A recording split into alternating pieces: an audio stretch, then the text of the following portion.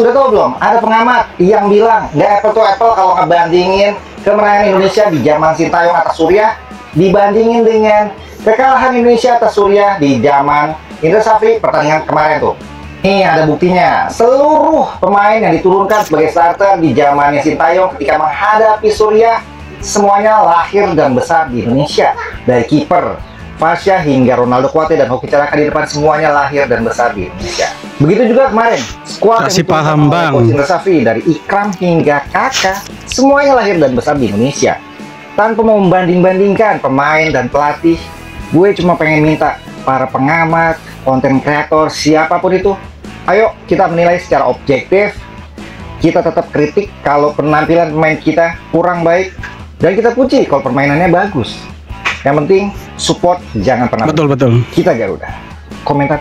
Nah itu dia, kalau ada pengamat yang bilang seperti itu, dia mungkin ya kurang makan, kurang minum, kurang happy. Karena kalau kita lihat skuad di eranya STI U20 waktu kasih kalah Suriah itu pun bukan bermain di Indonesia. Oke. Kemudian yang kedua di eranya Indra Syafri itu semua juga pemain full lokal. Waktu dengan STI full lokal semua. Tapi perbedaannya itu di kompetisi resmi dengan ini di uji coba ya. Bisa jadi nanti di Piala Asia U20 Indra Syafri menunjukkan kualitas yang sebenarnya dari pemain-pemain kita. Jadi jangan khawatir dulu. Nah kalau kita lihat soal menang dan kalahnya, saya pikir STY sudah pernah menang dan Indra Syafri belum menang lawan Suriah, alias kalah kemarin 2-0. Kan begitu sebenarnya.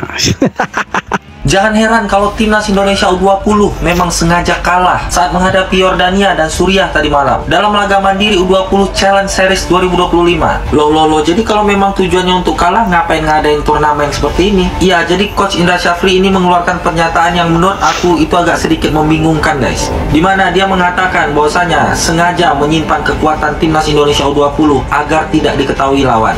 Tapi tentu saja kami tidak akan menampilkan kekuatan penuh di U20 Challenge Series karena ini disiarkan langsung dan pasti akan dipantau oleh lawan. Cuman masalahnya saat melawan Yordania dan Suriah kemarin, permainan timnas Indonesia tuh sangat jauh dari harapan guys. Apalagi dari dua pertandingan ini yang sangat kelihatan adalah lini tengah timnas Indonesia kita ini sangat hancur. Jadi kekuatan yang mana yang dimaksud oleh Coach Indra Syafri ini?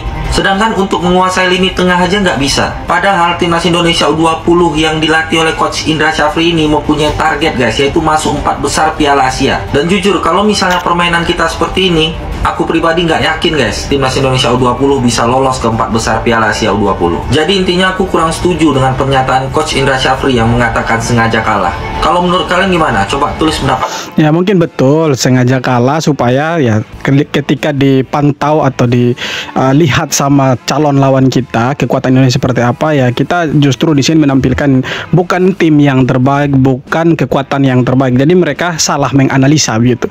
Jadi ketika kita terjun langsung ke Piala Asia, disitulah kita tunjukkan kalau kita ya Indonesia yang sebenarnya permainan kita jauh lebih bagus dari ya kompetisi yang tidak resmi seperti ini teman-teman. Jadi ya kita santai saja teman-teman, kita tunggu nanti di Piala Asia karena targetnya itu bukan main-main, dan ya kita dukung saja teman-teman. Apapun nanti yang mereka capai di sana ya kita dukung saja. Terlepas dari Indra Syafri bilang ya ini hanya ya untuk membentuk pemain, untuk mencari strategi, ya biarkan saja mereka bereksperimen dan kita tunggu hasilnya nanti di bulan Februari, kan begitu. Kalian udah lihat video ini? Kalau coaching kompensasinya udah setahu saya belum. Ya, setahu saya belum. Ya. Yeah, that's something. Yeah, it's difficult, to tell. Yeah, but probably, we get no compensation. Yeah, especially as season coach. Di situ tuh belum dibayar ya, bukan tidak dibayar.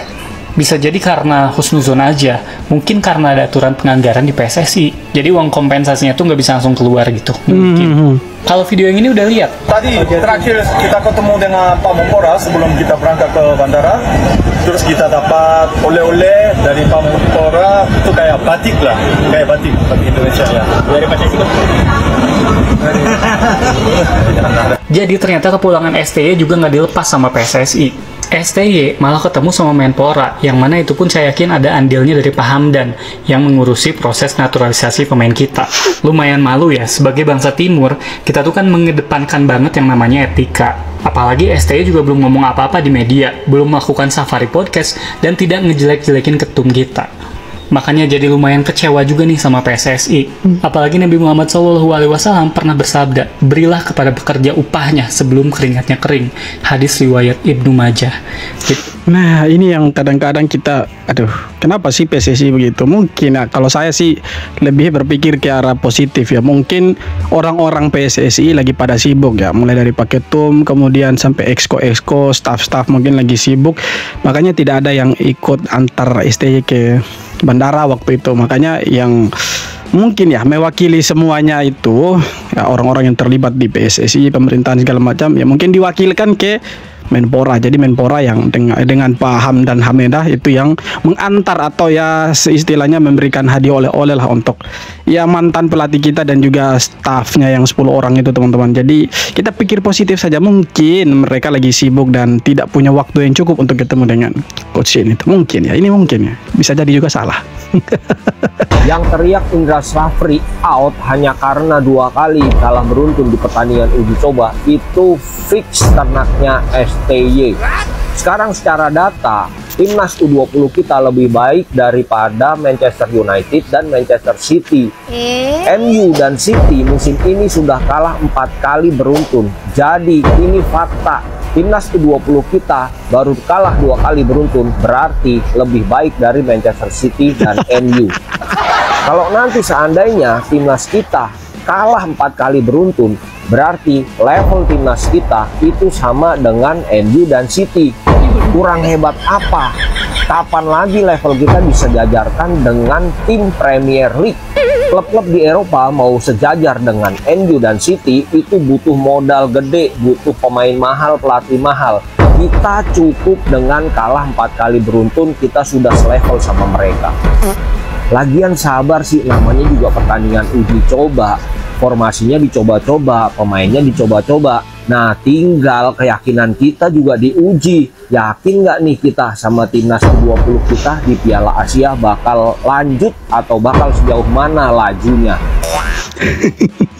Ya, begini teman-teman, kalau misalkan kita melihat atau merujuk dari hasil uji coba, saya pikir kalau gini kita merujuk dari hasilnya ya, dari hasil kemudian cara bermain di uji coba ini, saya pikir kita ya mungkin akan pesimis dengan langkah timnas U20 di Piala Asia nanti, karena dari 2 pertandingan awal di tahun ini untuk U20 kita kalah terus, kalah dari Yordania 1-0, kemudian kemarin malam kita kalah dari Suriah 2-0, dan kita belum cetak 1 pun gol. Nah, kalau kita merujuk dari hasil-hasil itu, kemudian dari skema permainan, kemudian dari strategi yang diterapkan, game plan yang diterapkan di situ, saya pikir bolehlah kita pesimis. Tapi sekali lagi kalau kita mendengar dari statementnya Coach Indra Syafri, dia bilang ini belum mendapatkan strategi yang terbaik untuk ya Piala Asia U20. Jadi bisa saja di Piala Asia nanti mereka menurunkan yang terbaik lah untuk timnas U20. Dan saya yakin soal itu. Nah, di sini kita terbiasa dengan timnas senior ya.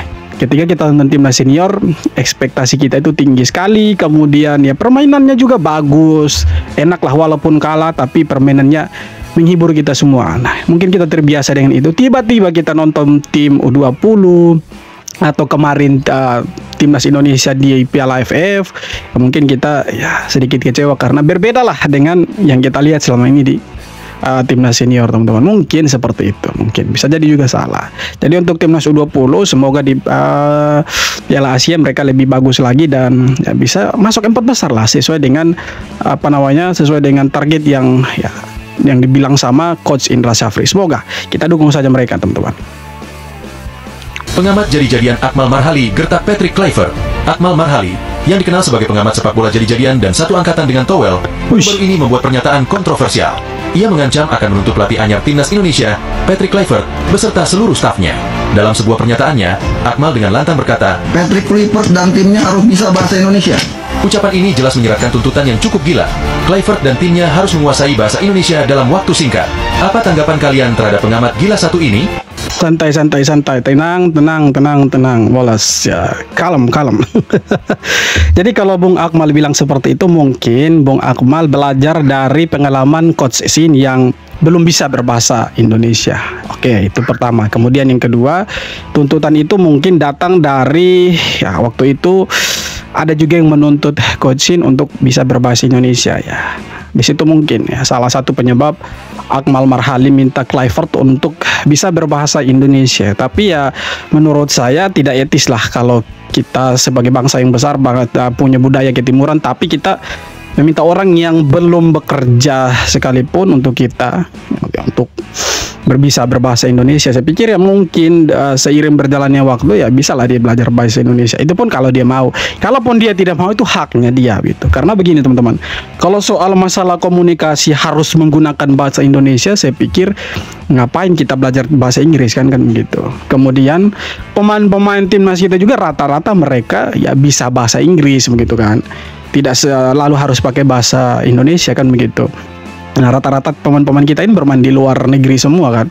Mungkin hanya Rizky Ridho dan beberapa pemain Muhammad Ferrari yang bermain di liga lokal. Nah, selebihnya itu mereka di Liga Thailand, kemudian ya Liga Thailand, Pratama Arhan, kemudian Asnawi itu bermain di Liga Thailand, Jordi Amat di Liga Malaysia, dan pemain-pemain diaspora yang lain itu mereka bermain di liga-liga Eropa. Pastikan mereka itu berbicara atau berkomunikasi dengan teman mereka itu menggunakan bahasa Inggris lah. Jadi tidak mungkin lah Patrick Kluivert datang di sini ya tiba-tiba langsung bisa bahasa Indonesia. Karena menurut saya ya buat apa bisa bahasa Inggris kalau capek-capek belajar bahasa Indonesia. Memang tidak salah ketika kita minta Patrick Kluivert untuk berbahasa Indonesia, mungkin untuk memperdalam komunikasi antara pelatih dan pemain. Tapi kan rata-rata ini sekali lagi rata-rata mereka bisa berbahasa Indonesia, bisa berbahasa Inggris. Jadi ya menurut saya tidak terlalu penting lah untuk berbicara bahasa Indonesia, karena pasti komunikasinya itu menggunakan bahasa Inggris. Selama ini kan menggunakan bahasa Inggris, dan untuk bahasa Indonesia itu mungkin untuk pemain-pemain yang ya belum fasih berbahasa Inggris saja. Jadi ya sudahlah, jangan terlalu tuntut yang aneh-aneh. Masih ada hal yang lebih besar lah dari sekedar menuntut Patrick Kluivert harus bisa berbahasa Indonesia. Jadi saya pikir pengamat-pengamat seperti Akmal Marhali, Bung Towel, kemudian Coach Justin dan banyak-banyak lagi yang menganggap diri mereka pengamat senior, ya harusnya ada hal yang lebih besar yang mereka harus pikirkan dan bicarakan daripada sekedar meminta hal-hal yang receh kan gitu sebenarnya. Jadi itu dia teman-teman beberapa video tanggapan dan komentar dari netizen Indonesia soal sepak bola kita. Dan ya bulan Februari nanti U20 akan main di Piala Asia U20 dan kita dukung timnas kita, dan di Maret nanti ya laga yang akan kita tunggu-tunggu yang sudah kita nanti-nantikan antara timnas Indonesia lawan Australia dan Bahrain. Nanti Australia main di Australia, kemudian kita lawan Bahrain di GBK. Ya kita doakanlah mereka bisa dapat hasil yang positif, dan ya kita juga senang melihat timnas kita berada di level yang berbeda dari sebelum-sebelumnya. Oke teman-teman, sekian video kali ini. Terima kasih banyak sudah sampai akhir. Sekali lagi jangan lupa untuk like, komen, dan subscribe. Kita jumpa lagi di video-video berikutnya. Hormat.